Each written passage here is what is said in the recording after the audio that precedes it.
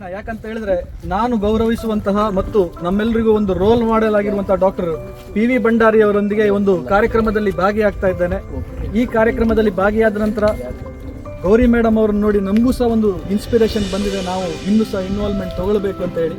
ಮತ್ತು particularly Rotary Udupi 15762 ಇದರೊಟ್ಟಿಗೆ ನನ್ನ ಅನ್ಯೋನ್ಯ ಸಂಬಂಧ ಇದೆ. ಸರಿಸುಮಾರು 7 ವರ್ಷಗಳ ಹಿಂದೆ ನಾನು ಎಲ್ರಿಗೂ ಗೊತ್ತಿರುವ ಹಾಗೆ ಏರ್ ಪೊಲ್ಯೂಷನ್ ಜಾಸ್ತಿ ಆಗ್ತಾ ಇದೆ, ಗ್ಲೋಬಲ್ ವಾರ್ಮಿಂಗ್ ಜಾಸ್ತಿ ಆಗ್ತದೆ, ಎಲ್ರಿಗೂ ಗೊತ್ತುಂಟು. ಏನು ಮಾಡೋದಂತ ಹೇಳಿ ಇರುವಾಗ ಇದೇ ರೋಟರಿ ಕ್ಲಬ್ ಅವರು ನನ್ನನ್ನು ಕರೆದು ಸಂಪನ್ಮೂಲ ವ್ಯಕ್ತಿಯಾಗಿ ಕರೆದು ಒಂದು ಪ್ರೋಗ್ರಾಮ್ ಮಾಡಿಸಿದ್ರು ಕಡಿಯಾಳಿಯಲ್ಲಿ. ಅಲ್ಲಿಂದ ನನಗೆ ಹೇಗೆ ಇದನ್ನು ಹುಡುಕುವಂಥದ್ದು, ಈ ಸೊಲ್ಯೂಷನ್ಗೆ ಪರಿಹಾರ ಹೇಗೆ ಹುಡುಕುವಂಥದ್ದು ಅಂತ ಹೇಳುವಂಥ ಒಂದು ಇನ್ಸ್ಪಿರೇಷನ್ ಸಿಕ್ಕಿತ್ತು. ಸ್ಟಡಿ ಮಾಡಿದೆ, ಮಿಯಾವಾಕಿ ಬಗ್ಗೆ ತಿಳಿಯಿತು.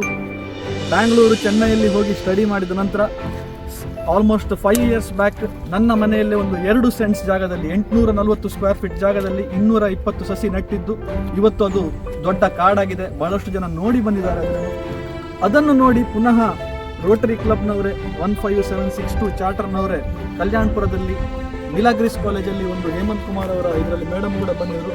ಒಂದು ಮಿಯಾವಾಕಿ ಫಾರೆಸ್ಟ್ ಒಂದು 3 ವರ್ಷ ಹಿಂದೆ ಮಾಡಿದ್ವಿ, ಅದು ಈಗ ಬಹಳ ದೊಡ್ಡದಾಗಿದೆ, ಫೋಟೋ ವಿಡಿಯೋಸ್ ಎಲ್ಲ ಕಳಿಸ್ಕೊಟ್ಟಿದ್ದಾರೆ.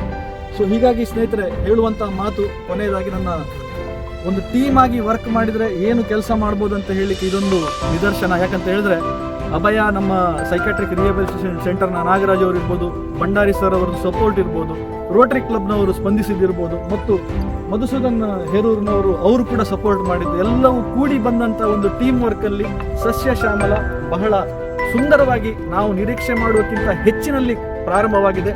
ಮತ್ತು ಇದು ಕೇವಲ 60 ಗಿಡಗಳಿಗೆ ಸೀಮಿತವಾಗಿರದೆ ಸಾಧ್ಯವಾದಷ್ಟು ಈ ಗಿಡಗಳು ಜಾಸ್ತಿ ಆಗಲಿ ಅಂತೇಳಿ ನಾನು ಕಳಕಳಿಯಿಂದ ರಿಕ್ವೆಸ್ಟ್ ಮಾಡ್ತಾ ಇದ್ದೇನೆ ಭಂಡಾರಿ ಸರ್ ಹತ್ರ.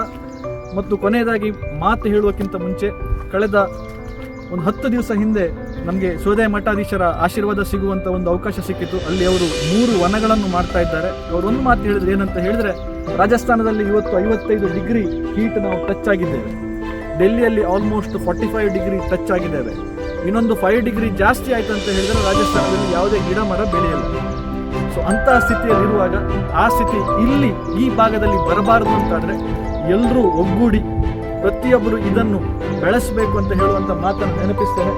ಮತ್ತು ಇವತ್ತು ಈ ಇನ್ವಾಲ್ವ್ಮೆಂಟ್ ತಗೊಂಡಂಥ ಪ್ರತಿಯೊಬ್ಬರು, ಯಾಕಂತ ಹೇಳಿದ್ರೆ ಹೊಂಡ ತಡು ತೆಗೆಯುವುದರಿಂದ, ಗೊಬ್ಬರ ಹಾಕೋದ್ರಿಂದ ತುಂಬ ಕೆಲಸ ಇದೆ, ನನಗೆ ಗೊತ್ತಿದೆ.